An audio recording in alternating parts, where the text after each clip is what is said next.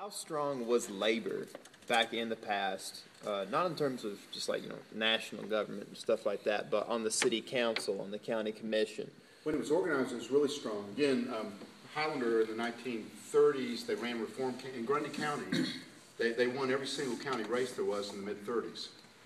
Sheriff, and in Grundy County, which is not a bad county, but it'd been sort of controlled pretty heavily by votes bought and all that, and they educated people, talk, found common ground, and they won the elections. Now they still had trouble with the state. They had issues after that but they, or at least for a couple of elections, folks found out they could vote together and had common cause. They won the local elections. They won the local elections, which honestly I think that's weird. That's why I think the city stuff's so important. I think the rubber meets the road right in the city and local elections. Absolutely. And maybe even the county commission too, but that's different subject.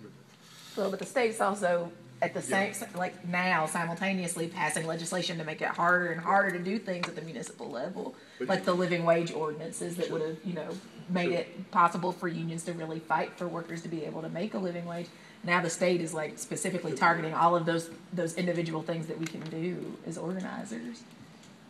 But if you've got any kind of political organization pays off but again, people have to find a common.